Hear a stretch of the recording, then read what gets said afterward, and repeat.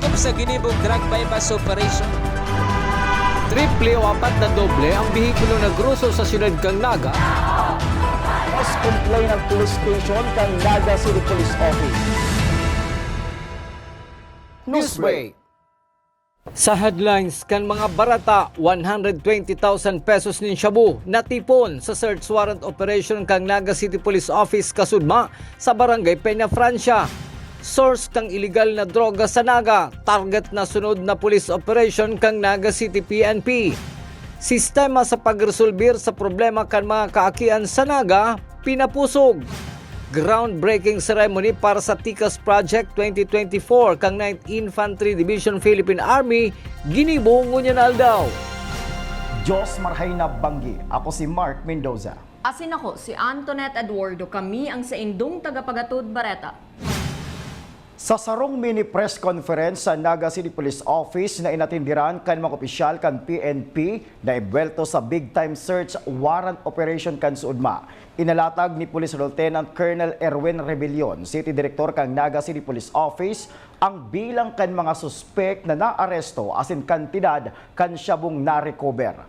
Aramon taman ang kumpletong details ken sa report ni Melvin Machado.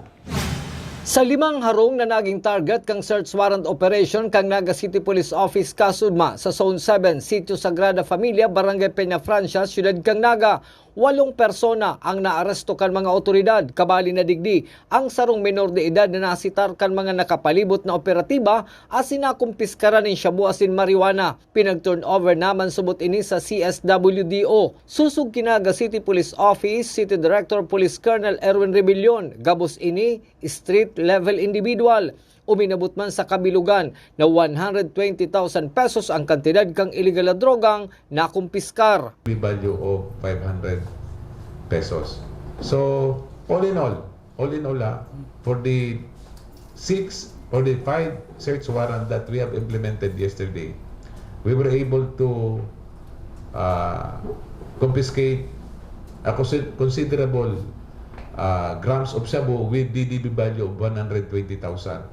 And a total of 8 persons to include this minor, and 2 at large, yung detained saka yung at large. Okay, so may 8 po tayo, except for those dalawa na nakadetain na saka nakatakas. Okay. Apwera ka mga members kan media na nagserbing mandatory witness kay bahan man ang mga opisyal kang barangay. Nasusog sa Naga City Police Office, pinag-import tinda halis sa kataid na barangay kan Barangay Peña Francia. Officials kang Barangay Peña Francia. So ini po para maging magayon ang flow kang operation ta and ma-preserve ta itong confidentiality.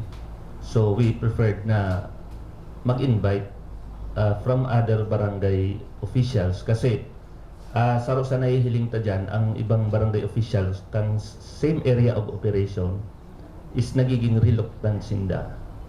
Kasi, di ba, baka buong mga butante ninda or ano. So, we preferred to invite other barangay officials from nearby barangay kaining area of operation po. Siniguro man ni Police Colonel Erwin Rebellion na may masunod pang darakulang anti-illegal drug operation ang Naga City Police Office. Para sa One Media, TV48 Naga, Melvin Machado, Newsbreak. Mentras tanto, mas magiging maisog subuot ngunyan ang estratehiya kang Naga City Police Office sa kampanya kontra illegal na droga sa siyudad ning Naga. May follow-up report si Antoinette Eduardo. Kung dati sunod-sunod ang pinagkukondusir na anti-illegal drug buy-bust operation ka Naga City Police Office kontra sa mga tulak nin illegal na droga sa Naga, ngunyan mabago na subuot nin estratehiya ang Naga City Police Office. Nasa hiling ninda mas maisog na paagi sa paglamag asin pag-aresto sa mga personang inbuelto sa nasabing illegal na aktibidad. Gusto kong i-involve ang tao ko, hindi na sa buy-bust. Gusto ko puro na search warrant. Why? Medyo mataas ang conviction natin pag search warrant. Kasi, kumbaga, sinusugo na kita kang batas na i-search nyo na yan. Kasi pwedeng magtao si judge ng go signal na hindi talaga mayong mga ebidensya, di ba? Talagang, he is morally he or she is morally convinced to conduct search because of the proliferation of drugs. May direktiba man si Police Colonel Rebellion sa iyang mga personahe sa kampanya kontra iligal na droga sa Naga. Natutukan ang pag-aresto sa mga high-value target. And sinasabi ko nga sa mga tao ko, yung high value seizure, wag tayo doon sa gramo-gramo. Kung pwede natin makuha kung sinong nagdi-deliver, di ba? Yung source, so much the better. Para kay Police Colonel Rebellion, kung igwang one-time big-time sa trapiko, igwaman subot one-time big-time operation sa iligal na droga sa syudad ni Naga. Para sa One Media TV 48 Naga, Antoinette Eduardo, Newsbreak. Padagos sa mga bareta. Sa laog nin tulong bulan, mahamanin magkakanigong programa ang Naga City Police Office para matauanin proteksyon ang mga kaakian na yaon sa mga police operation arog kan buy bust as in search warrant operation. Ini matapos manutaran ang dakul na mga aki sa nagtapos na search warrant operation sa Sagrada Familia, Barangay Peña Francia, Syudad ni Naga, Kasuudma. Posible subuot iibana sa masunod na mga lakaw ang Women's and Children Protection Desk kan Naga City PNP. Give us 3 months and we will work for it. So magkakaigo po kita ng mga special operation. So right now, kasi gusto kong i-involve ang tao ko, hindi na sabay bust. Gusto ko puro na search warrant. Why? Medyo mataas ang conviction natin pag search warrant. Kasi kumbaga, sinusugo na kita kang batas na i-search nyo na yan kasi pwedeng magtao si judge ng go signal na hindi talaga mayong mga ebidensya, di ba? Sa iba pang bareta, tubod si punong barangay Gerald Rito kan barangay Concepcion Grande, Syudad ni Naga, nakaipuhan yaon ang presensya kan mga opisyal kan barangay kung magkakaigwanin mga police operation sa saindang lugar. Ini para masiguro na mapoproteheran ang diretsyo kan mga kaakian asin maproteheran ang saindang mga residentes. Mas maray po talaga na yaon kitang mga barangay officials and ang personnel, especially po pag mga argan operation.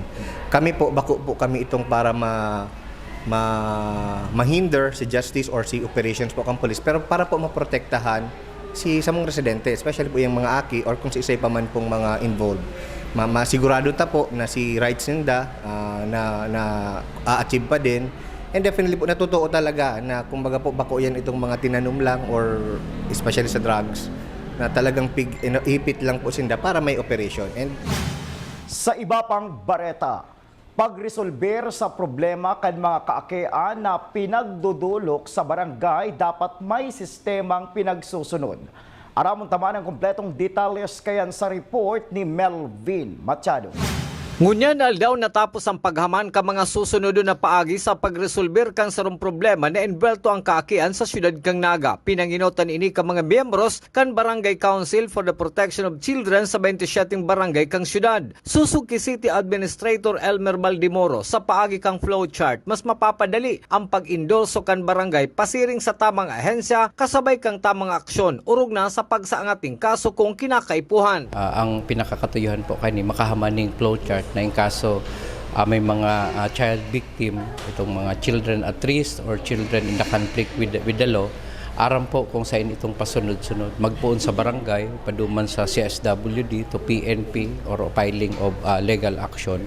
So aram po kaya kang mga barangay, ito po mga Barangay Council for the Protection of Children, kung paano po i-handle ito, lalo na po itong mga child victim.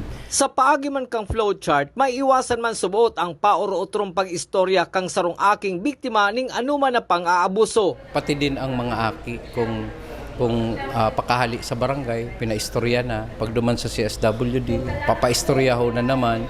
Pag abot sa PNP, maistorya na naman. So si trauma po kang aki, pabalik-balik. So mas maray po na may mahaman na flowchart para aram na kang barangay kung ano po itong pasunod-sunod na gigibuhon. Kapartner man kang Barangay Council for the Protection of Children ang grupong Saligan na haloy naman subot katuwang kang lokal na gobyerno kang Naga. Para sa One Media TV 48 Naga, Melvin Machado, Newsbreak.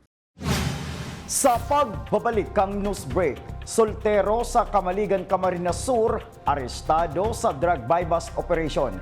Iyan asin iba pang mga bareta sa pagbuelta kan One Media TV 48 Naga News Break. Dakop sa ginibog drug bypass operation. Triple o apat na doble ang bihikulo na gruso sa siyudad kang Naga. Mas complain ng police station kang Naga City Police Office. News Break. Flight attendants, prepare for takeoff, please.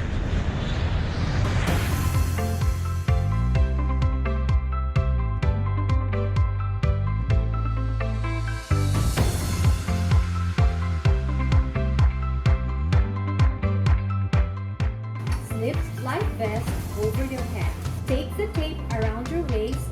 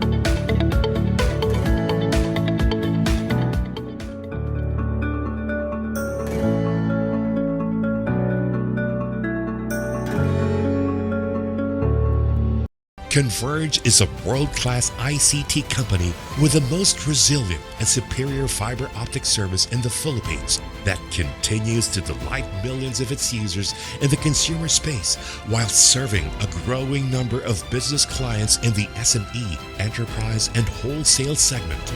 Converge Business. Strength. Resiliency. Results.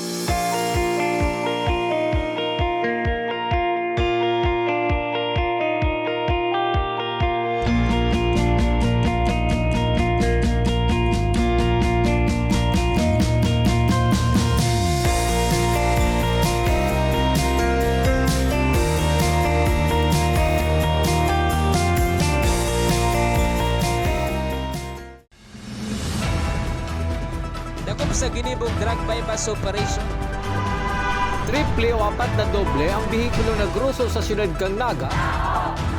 Mas complain ng police station kang Naga City Police Office. News Break.